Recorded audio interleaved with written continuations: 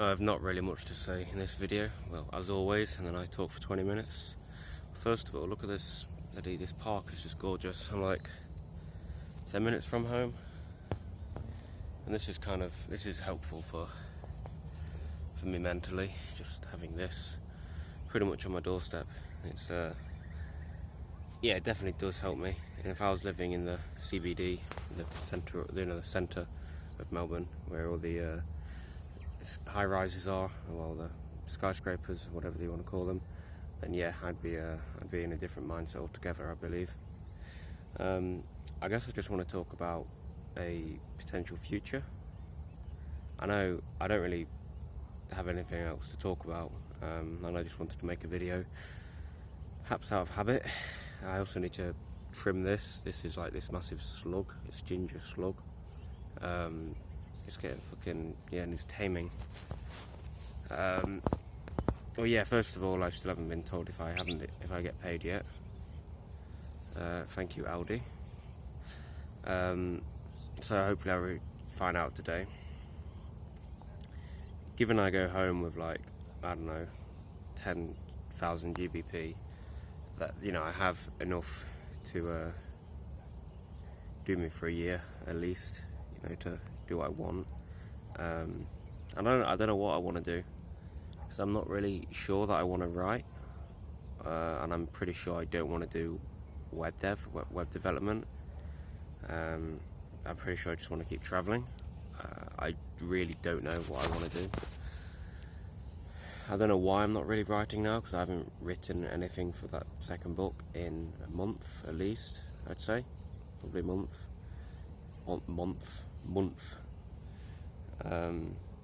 Yeah, just my pronunciation with different things.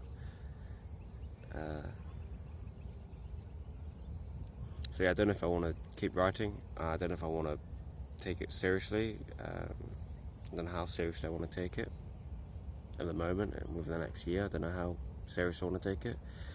So given that COVID's still probably, you know, basically given that things aren't back to normal by the beginning of next year, which I'm pretty positive they won't be, but given that England and, you know, Great Britain doesn't get a second spike, or maybe the UK or British Isles as well. Oh no, yeah, British Isles, because I'd like to do the Republic of Ireland. But yeah, it would be nice to go bike touring for at least a couple of months on my own, just going, you know, through the cold, and I don't know, I think that'd be pretty cool. Just with my tent and then up in Scotland and just camping wherever, if that's possible, that'd be really cool. And then getting a ferry over to, I don't know, Ireland, or some of the different islands off of Scotland. That'd be, even just cycling around them, that I can imagine would be just awesome. And then thereafter, I don't know, fuck knows, you know, when I get back home after that, I don't think I'd have enough money just to go, oh yeah, let's go for a year cycling across the world. I don't think I'd have enough money to do that. So I really don't know. I really don't know, and I don't think I have it in me to push myself to do software development, you know, web development, because I don't want to do it. I don't enjoy being behind a screen, and I'd much rather be outside.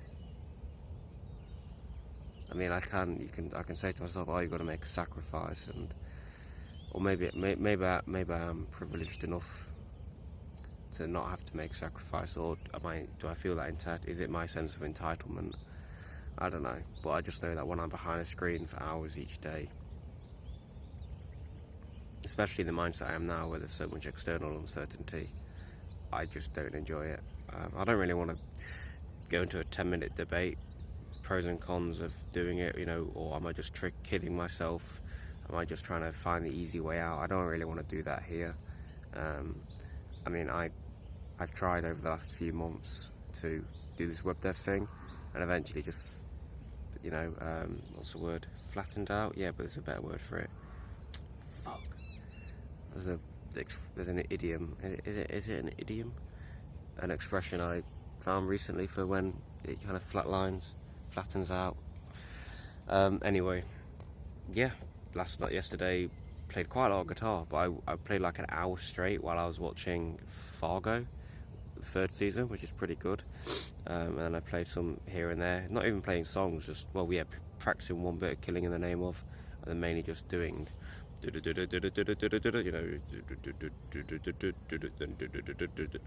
just that shit. Yeah, the shit. Yesterday I saw one person from school on Facebook, this girl called Rachel, and she'd lost a ton of weight, like unrecognisable, completely unrecognisable. And one, it was inspiration. I was like, wow, shit, fair play.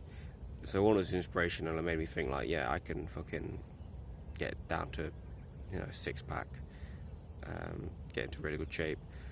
And then two, it made me think of like how I'd be interested to see what people are like at the school reunion. I spoke to Elliot, and he said I don't think many people would have changed a lot, and I agree with that, because I think a lot of people would have just gone into the typical school, uni, or school apprenticeship, you know, full-time job, find a partner, get a house together, keep their appearance relatively the same, which is kind of strange in itself, I guess. Because like from college to 10 years after college, and if people have kept kind of their appearance the same, it's, I don't know, that'd be quite interesting, the kind of the psychology behind that. But yeah, I remember when I went back, when I got like a year ago, just less than a year ago, after I got back travelling, and I went down into my local town, local Wetherspoons, saw like 10 people I knew from college. No one had changed. Everyone had, I think every single person like looked the same, pretty much, just looked a bit older, and kind of, yeah. And I know it's only a few years after college, but nevertheless, like, I don't know, some of them didn't even recognise me, and I guess that's because I look like a fucking homeless man with my fucking ginger beard and overgrown moustache, such as now. But still, I don't know, it was just odd that everyone just kind of remained the same. And I remember someone was like, yeah, I've got a job in Boots, and now I'm supervisor there, and yeah, it's it's really, it's okay, life. And I don't know, there's that quote from, I don't know whom, but it's like, you know, all modern men live quiet lives of desperation, and, you know, does seem to be kind of pertinent, kind of relevant, perhaps. Yeah, I'm going to stop talking now. 9:20, I'm peckish. I'm going to get me porridge, read a good amount of history of Western philosophy. And yeah, yesterday I was reading a bit about the Stoics, and I always used to pedestalize the Stoics. And this person who's writing this book, Bertrand Russell, saying like how a lot of, essentially all philosophy is reflective of the current climate in the time in which it was written. So, like the Stoics, the Cynics, the Epicureans, and the Skeptics, all these schools kind of arose after the fall of Greece, they started getting prevalent toward the end of the fall of Greece, when Alexander the Great, the Macedonian, basically fucked over Greece.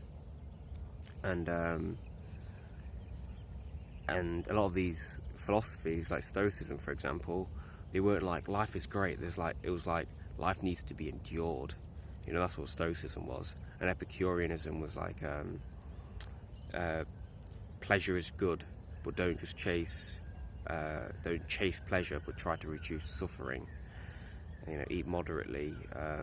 Never allow yourself to get hungry, but never be gluttonous.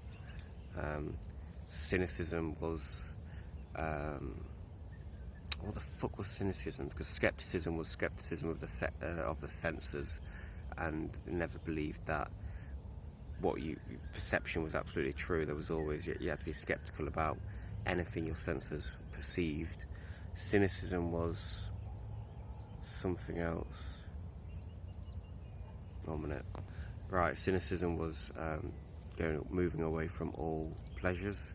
So cynic in, I think, Greek, or the similar word to cynic means canine, because Diogenes, kind of the pioneer of cynicism, not the founder, but the pioneer of cynicism, or a pioneer, like the most famous cynic, lived like a dog, lived in like a large, not like a large tub, I think it was. So they said he lived like a dog, and it was like, to move away from all sort of like sensory pleasures, live a simple life, etc. I think that's all I want to talk about. I've covered a few topics here. Future, I talked about something else, and then philosophy. So yeah, au revoir.